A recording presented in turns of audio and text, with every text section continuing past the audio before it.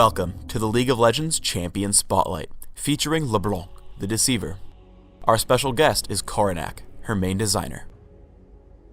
The first ability is Sigil of Silence. LeBlanc projects an orb towards her target, dealing magic damage and marking the target for 3.5 seconds. If the target takes damage from one of LeBlanc's abilities, the mark will trigger, dealing damage and silencing the target. The second ability is Distortion. LeBlanc rapidly moves to a target location, dealing magic damage to nearby units. In the following 3 seconds, she can activate Distortion again to return to her starting location. The third ability is Ethereal Chains. LeBlanc flings illusionary chains towards the target location.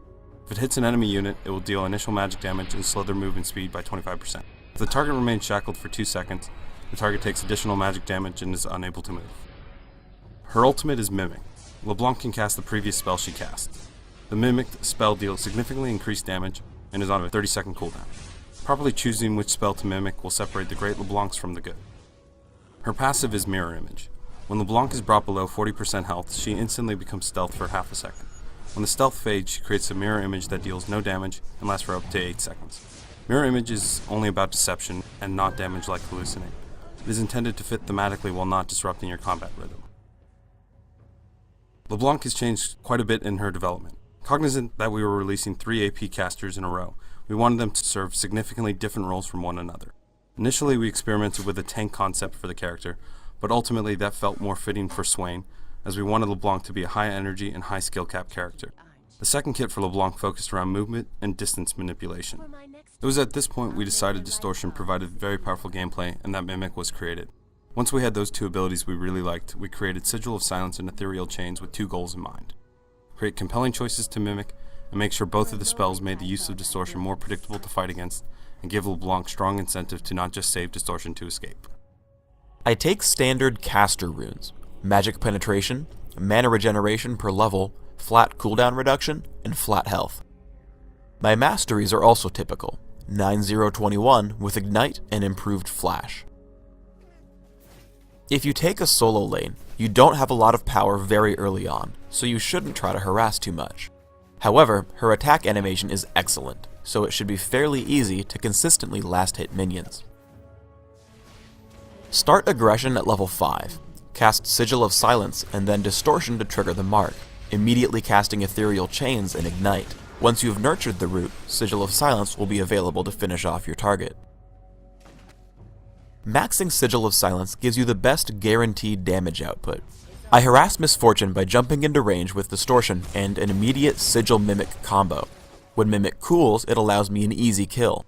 If you hurry, you'll have time to reactivate Distortion to retreat. Always consider what use of Mimic is best. While Sigil of Silence deals more damage, I mimic Ethereal Chains because the extra root allows Rammus to catch up and get an assist. If you don't burst your target down immediately, you'll be left without an escape. I use Distortion to chase Kassadin, which results in being stranded. Even without Mimic, the order of your spells matter. Here, I hit Vladimir with Ethereal Chains and then Sigil of Silence. Because he's not silenced, he flashes out. For champions without escapes, leading with Ethereal Chains is fine. However, in this case, Sigil of Silence would have triggered when I hit Ethereal Chains and given us an easier kill. Here's an instance where I perform my spell order correctly. Sigil of Silence into an immediate Mimic keeps Kassadin from rift walking away, while I still have Distortion and Ethereal Chains both available to trigger the Mimic's Sigil for up to 5 seconds of silence. When fighting a champion with no escapes like Garen, you want to reserve Mimic for Ethereal Chains. I Distortion into range for Chains, and after his silence, toss another one on via Mimic. Seeing Misfortune stunned by Scion, I save Ethereal Chains and just kill her with Sigil of Silence and Distortion. Since all of LeBlanc's abilities have such different uses, you need to be aware of how the battle will unfold, as now I have Ethereal Chains available for Scion. I max Sigil of Silence right away, followed by 1 point in Distortion, and maxing Ethereal Chains by level 13. Mimic should obviously be maxed immediately as well. I take 2 Doran's Rings and Sorcerer's Shoes early on, because most of her dominance is through the early and mid game. If you're performing well, grab Magi's Soul Stealer. Because her specialty is single target damage output, I grab Deathfire Grasp and then Haunting Guise to make sure I'm doing maximum damage to squishy targets. Afterwards, I get Zonia's Ring and Void Staff. Other great items to choose from are Rod of Ages, Riley's Crystal Scepter, and Archangel's Staff.